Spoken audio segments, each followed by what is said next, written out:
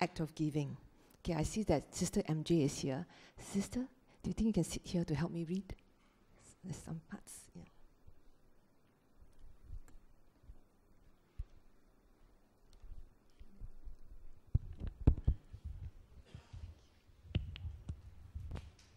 All right.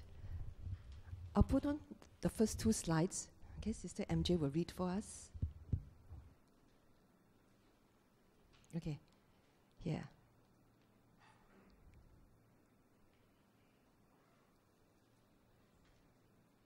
Okay, next.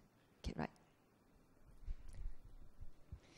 Just as in a pond of blue or red or white lotuses, some lotuses grow in the water without rising out of it, and some other lotuses that are born and grow in the water rest on the water's surface, and some other lotuses that are born and grow in the water rise out of the water and stand clear, unwetted by it.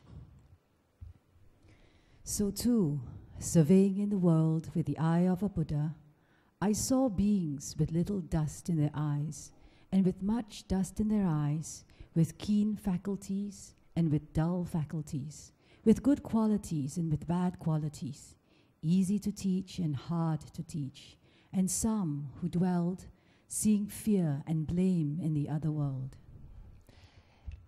In a nutshell, in summary, after Buddha gained enlightenment, he saw that sentient beings are like lotuses at various stages of growth in a lotus pond. Some are like lotuses at the surface or just underneath the surface, capable of being awakened just by being exposed to his teachings. You know some of them, right? Like the first 5 disciples, like Kondano. After Buddha gave the second discourse, he became a stream enterer just by listening. Venerable Moggallana and Sariputta, the same. In fact, Sariputta became a stream enterer just by listening to Asaji, who is one of the first 5 disciples of Buddha. But then, you and I, and like 99.9% of the population, in my view, will be like lotuses under the surface, in the pond. You use the sunlight for energy to grow and develop in our own time before we blossom. So, for practitioners, what do we start up with? We start with having faith, isn't it? When we have faith in the Buddha, the Dharma and the Sangha, we have confidence. Then with the confidence, we go and learn. And learn, we practice, and then practice, we realize. So let's say, for example, you're starting from scratch. What do you do first? How to start? I know some of you will say the 5 precepts. Yes, you start with the 5 precepts. The 5 precepts is, you know, right? Chant this every Sunday. Don't kill, don't steal, no sexual misconduct, don't lie, and then no intoxicants. That is don't. Avoid. Then what do I do leh? You start with what? You start with Tana, giving. Okay. I say or Buddha says? Let's see. How important is Tana? If you look at the 3 bases of meritorious deeds, right? You have 10 meritorious deeds. The first one on the list is which what? Giving, dana, then followed by virtue, mental cultivation, reverence, service, rejoicing of merits, etc., etc., etc. But the first one is dana, giving.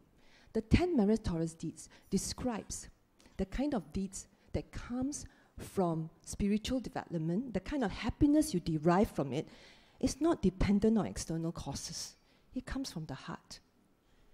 Then if you go on to the 10 perfections, the 10 paramis, you see the first, again, is giving, dana. If you aspire to be a bodhisattva, you must perfect this 10. And it's cultivated through many lifetimes, not just one lifetime. Who has perfected this 10? Buddha. Okay? Then, if you look at the bonds of fellowship, Sangha Watu.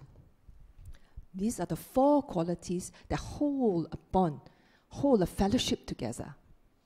You see the first one again? Dana. I don't need to say more, brothers and sisters. How could you possibly have a fellowship? How could you possibly have any bonding if you can't even share? Is it not? And in fact, Buddha describes these qualities as a linchpin that holds a moving wheel into a cart, moving cart, holds everything together. And next, if you look at the gradual instruction given by Buddha, anupi kada. The first thing again is dana, giving. Buddha gave many discourses, not only to lay persons, he gave many discourses also to bhikkhus. But for the gradual instruction are for practitioners who cannot have the opportunity to renounce the world. So he says what you start. You start with dana, giving, and then morality. Then you need to understand if you do good, you go to heaven. If you don't do good, you go to hell. Then you must understand the drawbacks of the kind of happiness you obtain from sense basis. You eat good food, cause and condition, the food is no good, you're not happy. Listen to music, the music is not pleasing, you're not happy. All this happiness will have drawbacks because it's just based on cause and conditions through the sense basis. The happiness from the mind door is different. You experience unconditioned happiness. And once you understand that, then you must understand to walk the journey along the Noble Eightfold Path will involve renunciation. You need to know the concept of letting go. And once you understand that, then you are ready to accept the 4 Noble Truths. Gradual instruction for Buddha. Now you see, right, dana in every category. Then you ask me, sister, why is dana top? Why dana number 1? Okay, teachings of all Sammasambuddhas is what? Avoid evil, do good, and purify the mind. When we say avoid evil, we're not saying don't do this, don't do that. We are saying avoid the 3 roots of evil, the bad states of mind that determines your actions and determines your speeches, right? So what is the 3 bad states? Lobha, dosa, moha. Greed, hatred, and delusion. Okay? Avoid evil, do good, and purify. Do good is the opposite. Generosity, loving kindness, and then wisdom, and then purifying the mind, leading you to nibbana. Now, if you have greed, hatred, and delusion, depending on what your degree is, you will have all this right. Correct?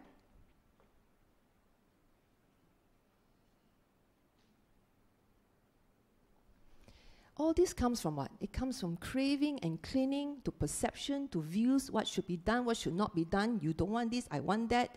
This is right, this is wrong. A craving and clinging to a strong sense of self and ego. Ajahn Jayasaro, who is coming to BF in the last week of June, he says, this craving and clinging is a mental toxicity.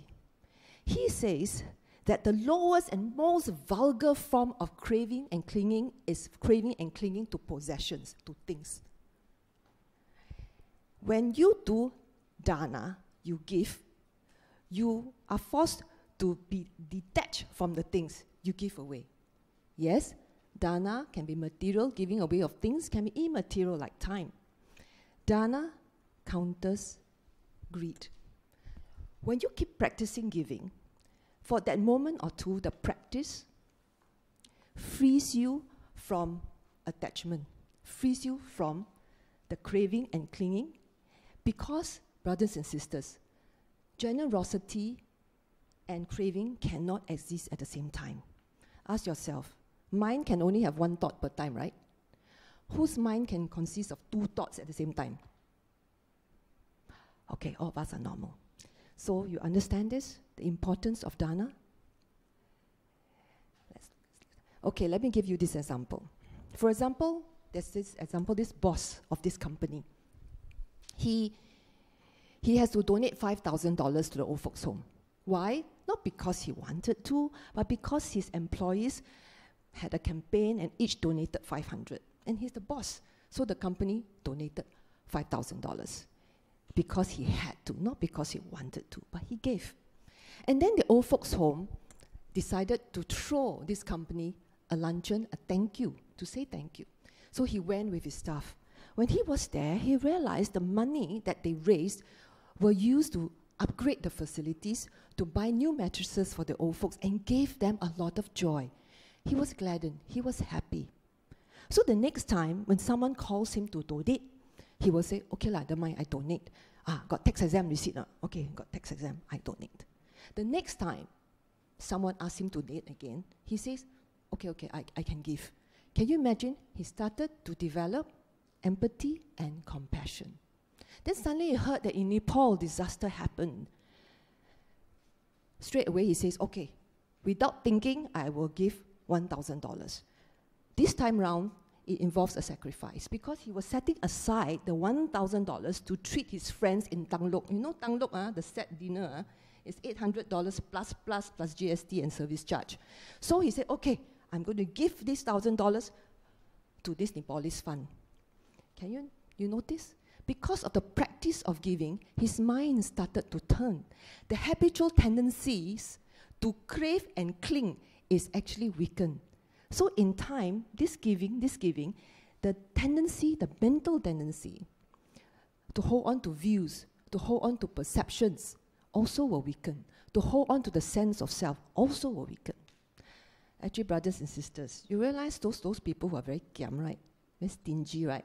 They also tend to be a bit calculative, right? Not only tend to be a bit more calculative, they tend to be geng geng gai gao, jing jing ji jiao. You know, they fight with you for every little thing. And normally, they're not very generous. Heart not open. Okay? So it's a practice. Now, this year, what Jaya Saro says, he says, sister? Okay. Cultivating a habit of giving and sharing cleanses the mind of its narrow and jealous grasping onto things. Giving requires the giver to take the needs of others into account and so promote empathy. The practice of giving creates joy in the giver and increases the feeling of warmth and mutual support in families and communities. Okay. You want to know what Buddha says about selfishness and stinginess? Okay. You see, when you start giving and learn to give and give very happily, you are not a stingy person. And this is what Buddha says.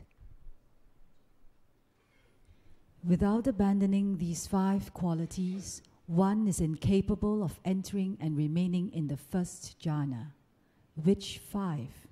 Stinginess as to one's monastery, lodgings. Stinginess as to one's family, of supporters. Stinginess as to one's gains. Stinginess as to one's status. And stinginess as to the Dharma. Without abandoning these 5 qualities, one is incapable of entering and remaining in the first jhana. Okay. In the Dhammacakkappavattana Sutta, we all know, right? The Noble Eightfold Path. This Noble Eightfold Path is collective, is it not? Can you just practice 2 and throw away the 5? Cannot. All 8 comes together. And the last path is what? Right concentration.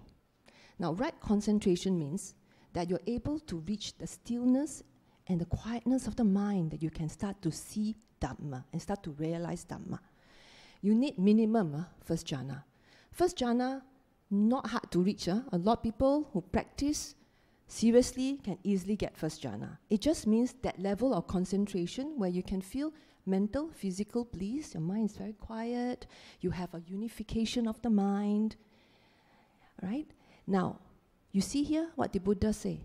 If you are very stinginess, if you are very stingy, what will happen is you can't get into first jhana, period. That means you can forget about enlightenment. You can forget about entering the stream and be a stream enterer.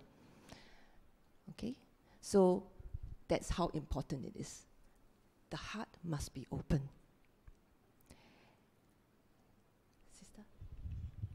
Bhikkhus, If beings knew, as I know, the result of giving and sharing, they would not eat without having given, nor would they allow the stain of miserliness to overcome their minds. Even if it were their last morsel, their last mouthful, they would not eat without having shared it, if there was someone to share it with. But bhikkhus, as beings do not know, as I know, the result of giving and sharing, they eat without having given, and the stain of miserliness overcome their minds. Okay. Now, so as an introduction to the importance of Tana, just know this. Tana counters greed and stinginess. Dana indirectly will counter ill will and hatred. Dana will lead you to be less attached to the sense of self. Now, brothers and sisters, Buddhism is a religion of renunciation, right? It's a religion of letting go. Correct? Okay. Let's say, for example, many people aspire to get enlightenment. So what they do? Very serious, huh? They decide to renounce the world by shaving their head, letting go of their identity. I'm no longer Fu Siew Fong. I'm now going to be Kuni, put on the robe. This is form. Then they go into the monastery and start to cultivate their mind, to learn to let go of the defilements. Purify this mind. When you sit there and meditate, what do? You start to let go, right? Now, you enter the stream and be a stream enterer. The first realization, you must know you're just made up of two things. Mind, matter. You're just made up of two components only. You should be able, with a quiet mind, feel the separation of your body and mind. That is the first realization. That means it involves you letting go this body, right? Then, the last thing to Nibbana is letting go of what? The mind. Even the mind, you cannot be attached to it. And the last chance for you to gain enlightenment is upon death. When you lie there, dying, okay, family also must let go, money also let go, brothers, sisters, whoever, whatever. Body also must let go, and then mind let go, Nibbana. Easier said than done. You need mental cultivation. So Buddhism is a religion of renunciation. You must learn to let go. So on a daily basis, a mundane world, first and foremost, cultivate not being bothered by the past. What's past is past. What person has done to you, whatever things that you have done in the past, don't be traumatized by it. Don't be bothered by it. Learn to let go. Forgive others, forgive yourself. Be well and happy and quieten down this mind. That's how life should be lived, a day at a time. Be well and happy every day, and that's when you know contentment. Okay, your mind will be still, it won't loop. All right. Now, I've talked a little bit about this. You will start to realize Dana is giving. What is the spirit that underpins the giving? It's generosity. Chaga in Pali. Dana doesn't mean that you give, you are generous. Giving is very good. That generosity will take time to cultivate. It doesn't come easily to people. A lot of people say, hey, I'm very generous, But usually the generosity is what you call has boundaries. Let's say, for example, you have a house with a big backyard, with trees. There are also trees outside your backyard that belongs to the public. Some poor people come and cut down the bark because they need the wood for fire. It's okay, they can cut as many as they want. But the moment they come into your backyard and cut down your tree, you may say, hey, haru, cut outside first, then cut inside. You see, it's not that. It's this sense of possession of I, self, and mind. In giving, in due course, generosity will be synonymous with giving. So, let me talk about the giver. You can give out of greed, hatred, and delusion, correct? You can also give out of generosity, loving kindness, and wisdom. Buddha listed out 8 reasons why people give. There are 8 reasons for giving. What 8?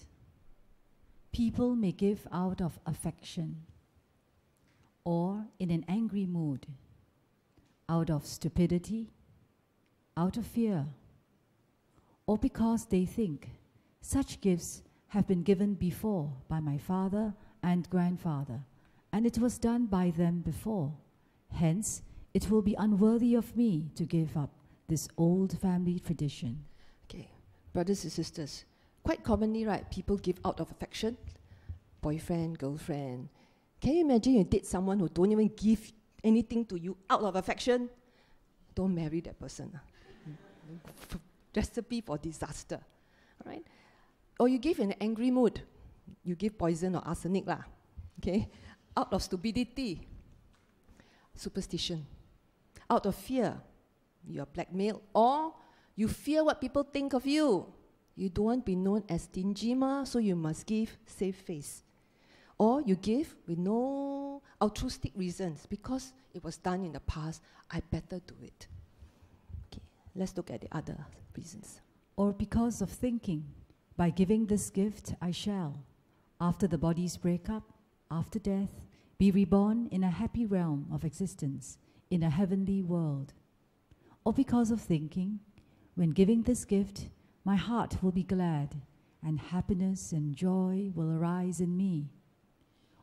Or one gives because it ennobles and adorns the mind. You can see, right? What's the difference? Motivation. All 8 differentiated by motivation and purpose, is it not? Okay.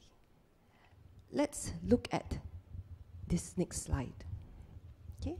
Now, this is a conversation between King Pasenadi as well as Buddha. We all know that King Pasenadi is the king of this state of Kosala, and the capital of Kosala is Savatthi, where Buddha spent a lot of rain retreats there.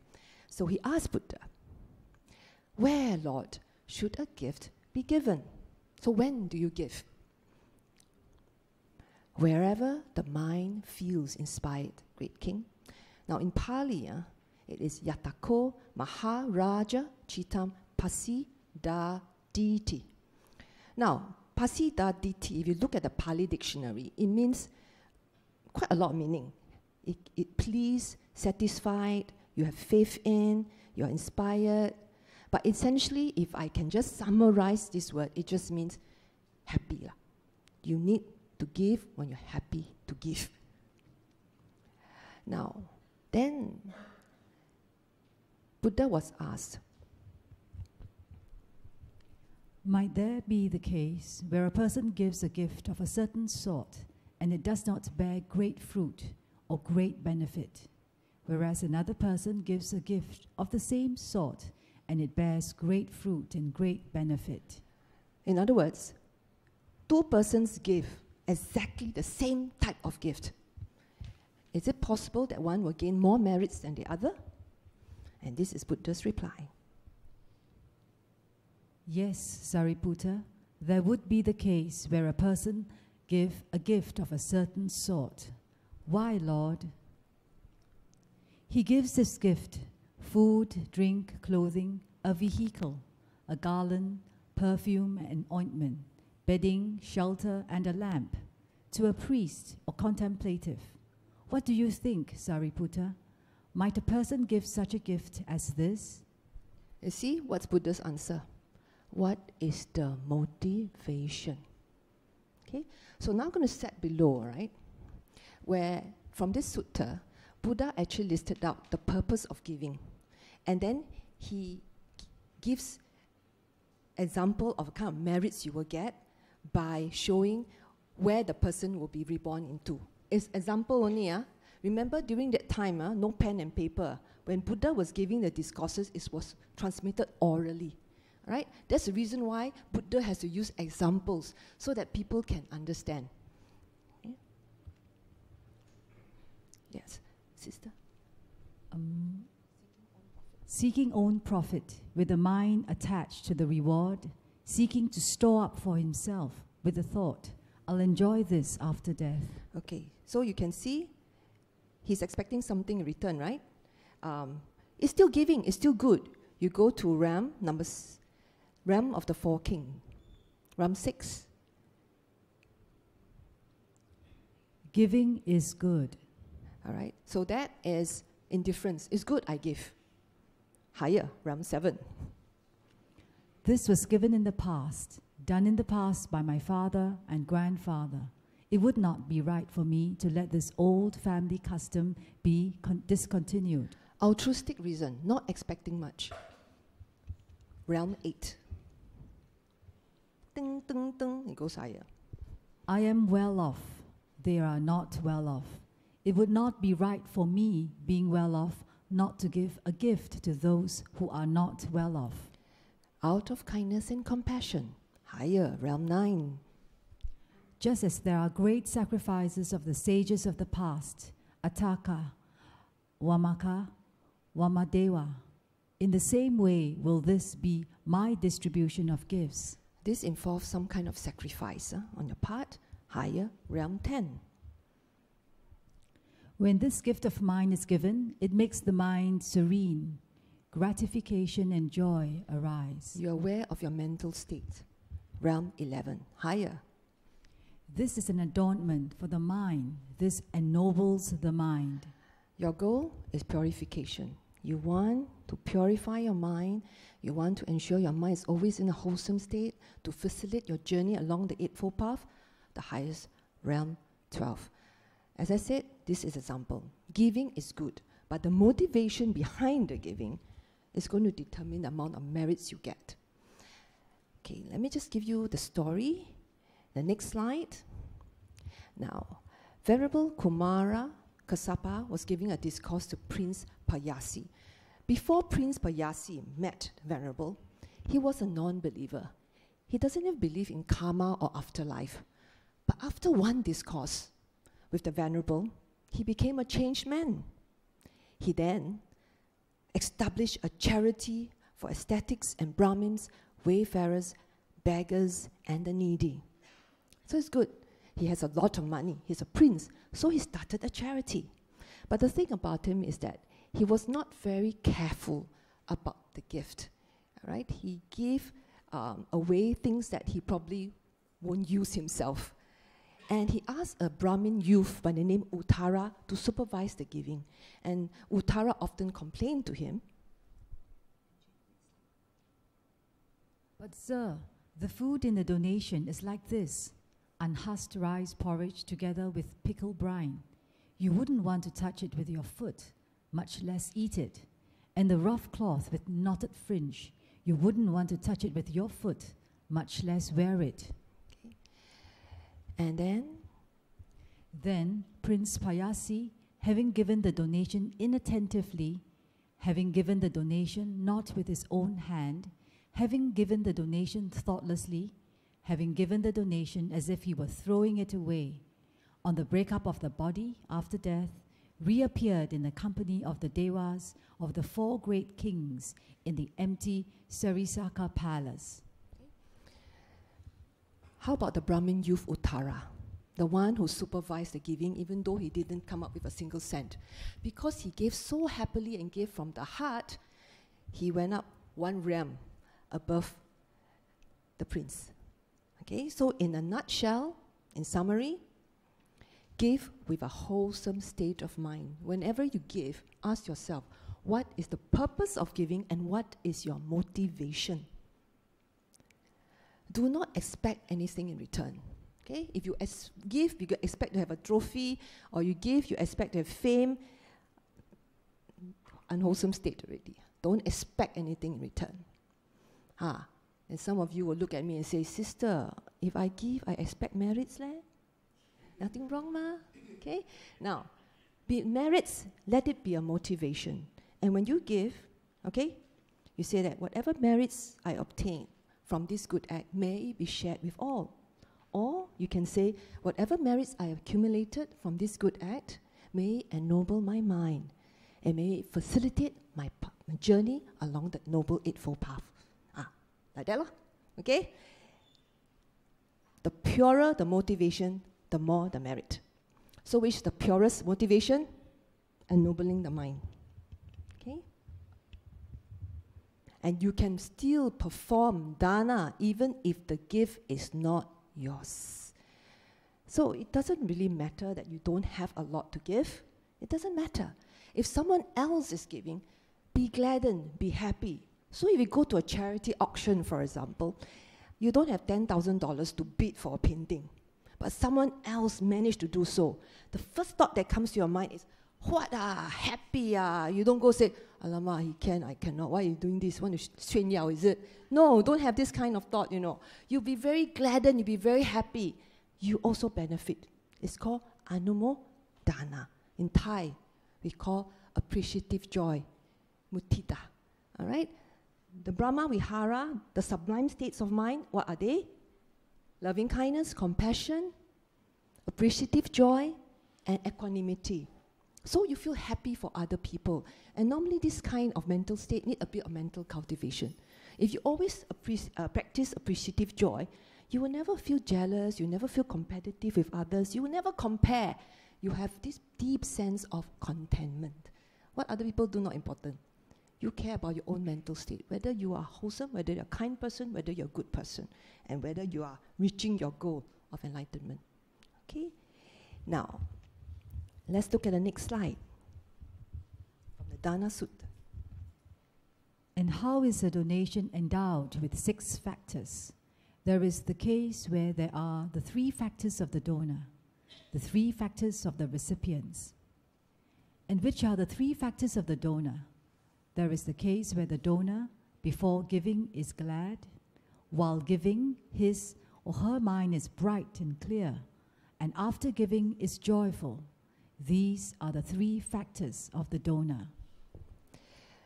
Summary, be very happy before you give.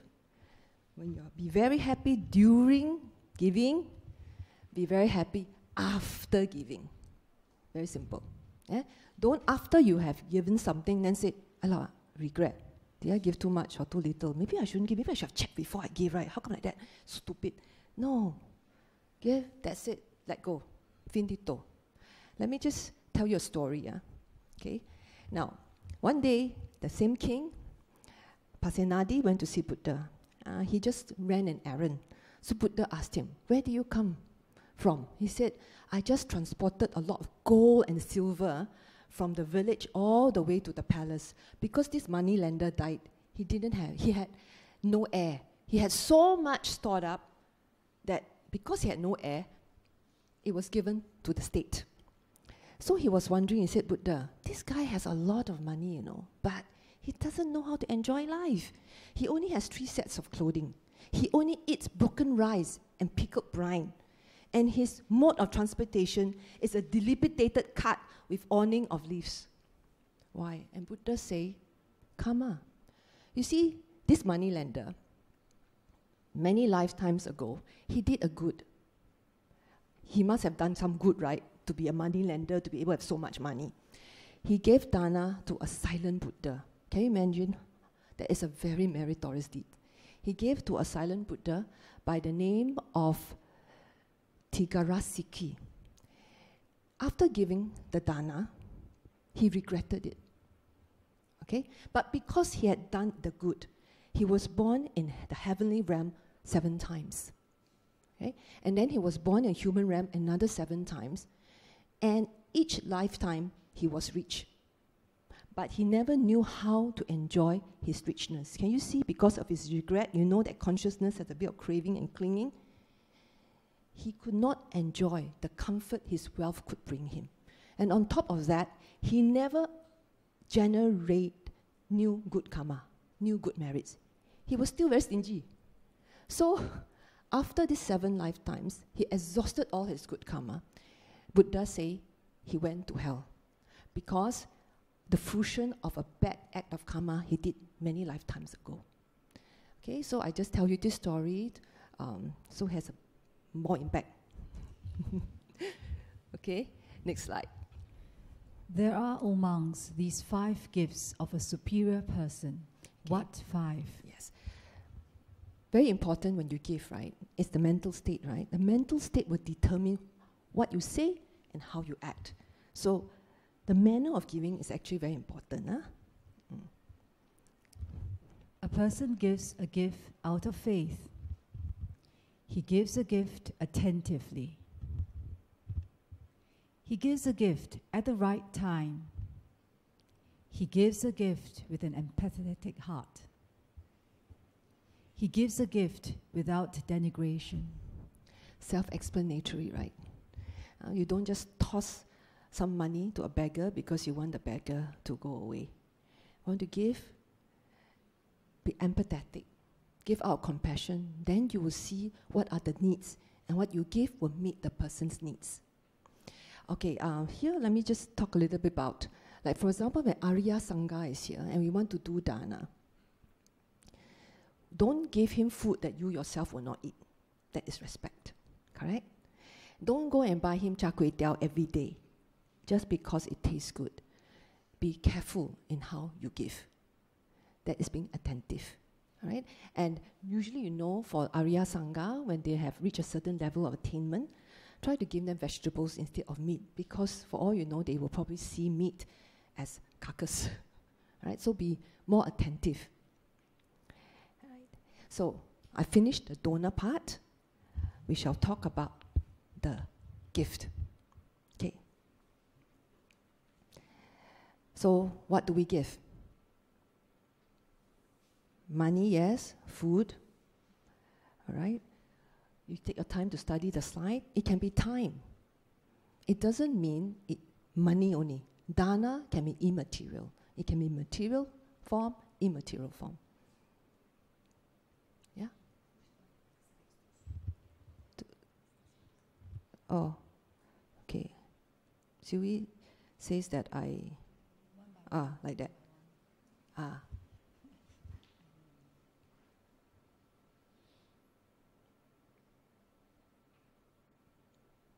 All examples of dana. Okay. More examples, you can just enjoy the pictures.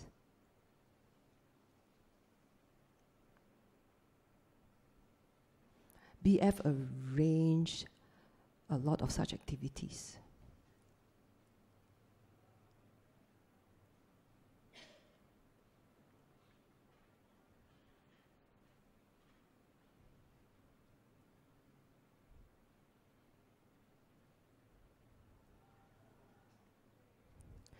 Giving, helping other people with tuition, this also dana.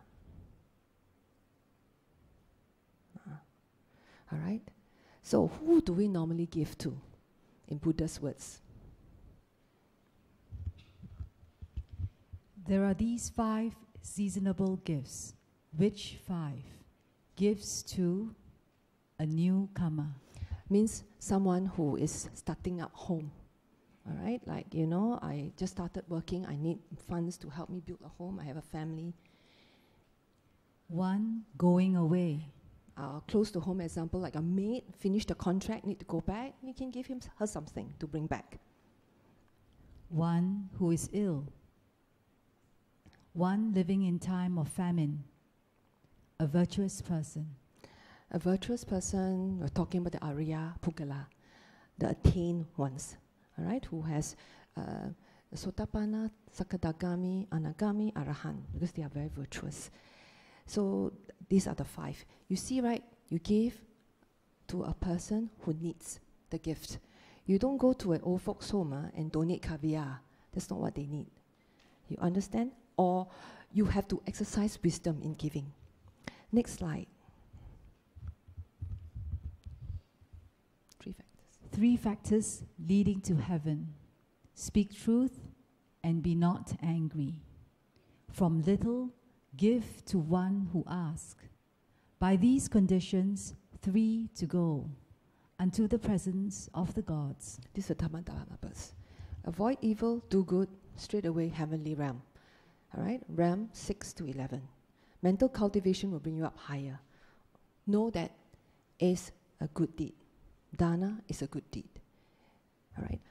What other forms of gift? If let's say I keep to my 5 precepts very meticulously, all right, and you can find that sutta is also stated this is a gift to society, because you give, fearlessness, you give trust, you give benevolence to other people, you give them freedom from fear, freedom from grief. So keeping to your 5 precepts is also dana to society. Brothers and sisters, there are essentially 2 kinds of gifts. A gift of material things and a gift of Dharma. If let's say I compare the 2, of the 2, this is supreme. A gift of the Dharma. There are 2 kinds of sharing. Sharing of material things and sharing of the Dharma. Of the 2, this is supreme, sharing of the Dharma. There are 2 kinds of assistance. Assistance with material things and assistance with the Dharma. Of the 2, this is supreme. Help with the Dharma. Now, you may ask me, how can this be the most supreme of gifts? Isn't it giving up your own life for another person the most supreme? Well, if you give your life for that person, you're only helping that person one life. When you give that person the gift of the Dharma, you're helping him for many lives. Can you understand? You explain it this way? So that's the reason why, for example, if you have any knowledge of the Dharma, you have progress, share. All right? If someone needs help, help. Expound the Dharma. You can start a little chat group called Dharma Rocks, and you can also share what you have, what you know. All right? Also Dana.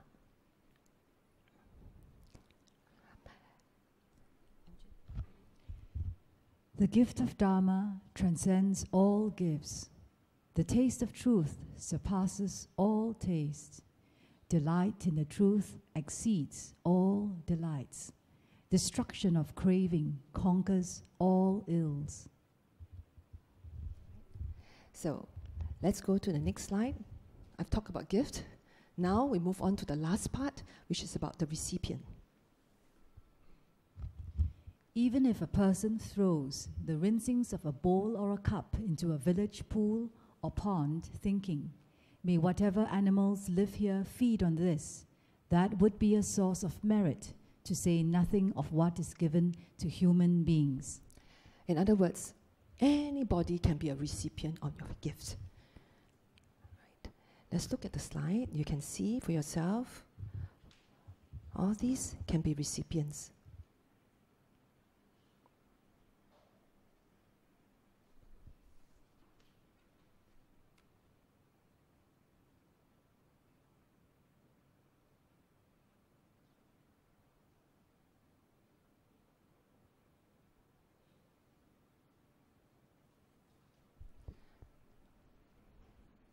Clear? Picture says 1,000 words. Right. Let's go on to the Adiya Sutta. Benefits to be obtained. Right. Let's say you have money. What do you do with your money? You must fulfill certain basics, right? Yeah. To provide parents, wife, children, slaves, and assistants with pleasure and satisfaction, and maintains the pleasure rightly. To provide his friends and associates with pleasure and satisfaction, and maintains the pleasure rightly. To perform the 5 oblations to relatives, guests, the dead, kings, and devas. Give offerings of supreme aim, heavenly, resulting in happiness, leading to heaven, given to Brahmans and contemplatives who abstain from intoxication and heedlessness, who endure all things with patience and humility, each taming himself, each restraining himself, each taking himself to unbinding. Therefore, if you choose a spouse to marry, don't marry someone who is very stingy with his own family members. Okay? You start, when you look after your family first. Remember, no indulgence, maintains the pleasure rightly. Okay? Then you extend, you extend outwards. If you look at paragraph 4, it says here, just because someone is in a robe and shaved the head, it doesn't mean that person is a virtuous person.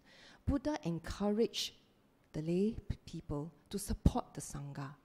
The Sangha, if you look here, first, must abstain from intoxication and heedlessness, who endure all things with patience and humility, each taming himself, each restraining himself, each taking himself to unbinding, which means you're on the path to purify your mind. Okay? Now, let's look at the next slide. And how is a donation endowed with 6 factors? There is the case where there are the 3 factors of the donor, the 3 factors of the recipient. Okay, we repeat the donor part. And which are the 3 factors of the donor? There is the case where the donor, before giving, is glad, while giving, his or her mind is bright and clear, and after giving is joyful. These are the 3 factors of the donor. And how is a donation endowed with 6 factors? There is the case where there are the 3 factors of the donor and the 3 factors of the recipients. There is the case where the recipients are free from passion or are practicing for the subduing of passion, free of aversion or practicing for the subduing of aversion, and free of delusion or practice for the subduing of delusion. These are the 3 factors of the recipients. Okay, so when Buddha talks about supporting the Sangha, it's not about the form, whether the person shaved the head or what, whether he's wearing the robe. It's about the qualities in him. The recipient must have these qualities, and that's when you give to them, you get highest merit. If you look at the Dakina Vibhanka Sutta, this sutta is very interesting. Buddha was saying that sometimes you give, right? You look at who you're giving to, all right? And the kind of corresponding merits that you will get. Again, he was giving examples. Okay, can you read this on your own?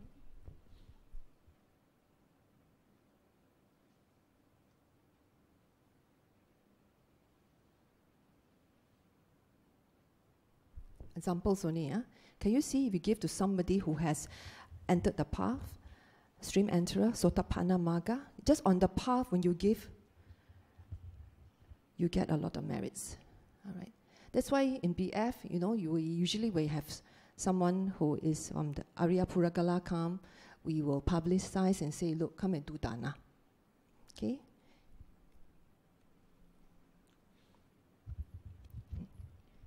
Having made a gift on the way to realize the fruition of stream winning, a stream winner to be, one may expect boundless, immeasurable gift. What more to speak of a stream winner? What more to speak of one on the way to realize the fruition of one's return, a one's returner to be? What more to speak of a one's returner? What more to speak of one on the way to realize the fruition of non-return? What more to speak of a non-returner? What more to speak of one on the way to realize the fruition of arahanthood? What more to speak of an arahant disciple of the Tathagata? What more to speak of a Pacceka Buddha? What more to speak of the Tathagata, fully self-awakened, arahant, ripened in an incalculable way? Okay. But doesn't mean that whenever we come and do dana, we will ask the monk, so are you attained? Don't ask questions, not important. When you come and do dana, you see it as your own practice. You come, you give, and give happily, before, during, and after. Sometimes easily said than done. For example, right, you are not feeling very well. The next day, there's an Arya Sangha, someone who is a very good teacher is in town. You want to do dana. All your friends are going to do dana. You're not well, but you also want to do. So you rush to the market, supermarket, and buy the food. And this teacher is from the Sri Lankan tradition, which means dana is 7 a.m. So you have to wake up at 5:30 to cook, all right? But all the time when you're doing this, you're starting feeling worse and worse, physically affected your mental. So what is the point, correct? So remember, in a nutshell, in conclusion, one must remember, when you give, watch your mind. What is your motivation? What is the purpose? When you give, be happy before, be happy during, be happy after. Then you also look at the recipient in terms of the need. And then you look also at the gift. The gift must correspond with the need. Now, let's put it this way. It doesn't mean that it has to be big, you know. A poor person who gives regularly from the limited store is worth a lot more than a very wealthy person who gives sparingly. Understand where I'm coming from? Giving can be a form of time. Like, for example, we go out, a lot of people doing dana, right? Practicing dana, we have food to eat, right? People help out in Buddhist fellowship. That is dana. Now, in the Noble Eightfold Path, some of you may say, Sister Siew Fong, if dana is so important, now why is it not in the Noble Eightfold Path? Why don't you say right dana? But under right understanding, Buddha taught about the 10 meritorious deeds, is it not? It's under right understanding. And dana underpins everything because it starts us on the path. It starts to open up our hearts, our minds, so that we don't just think about ourselves but other people. We let go of craving. We let go of this habitual tendency to cling. In the end, after the act of giving, let go. Do not even cling to this act. This is the right attitude. So may all of you be well and happy.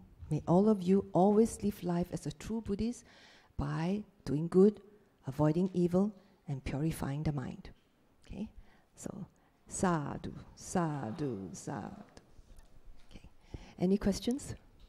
Simple topic, but important to know.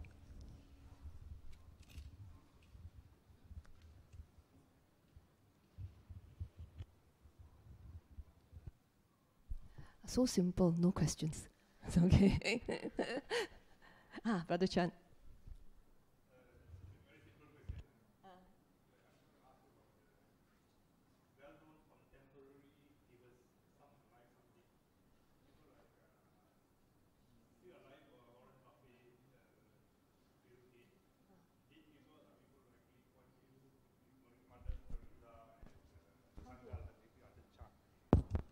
So all these are contemporary, well-known, publicized givers.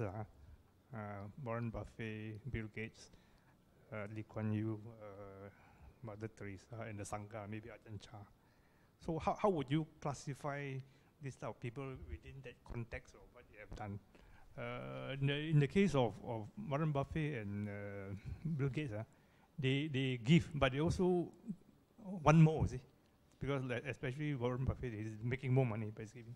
And he only give 1 million to his son, or the rest are all to charity. Bill Gates same, see? I think he gives only 1 or 2 million to his children, and the rest are all charity. So I would like you to classify them within that classification you have had. The classification there are examples given by Buddha. Where the person will go really depends on his karma, about all the deeds he's done for that life, and probably whether deeds he's done in the previous life has gathered fruition. So only Buddha will know. Yeah, so I can't mostly answer that question.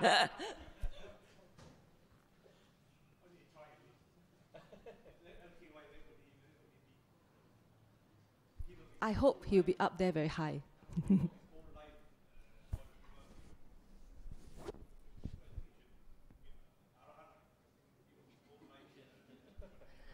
Not Arhan. Arhan, you must realize non-self. Yeah. Any other questions?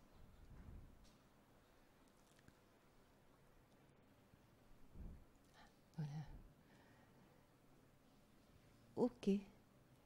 So let's do transference of merits.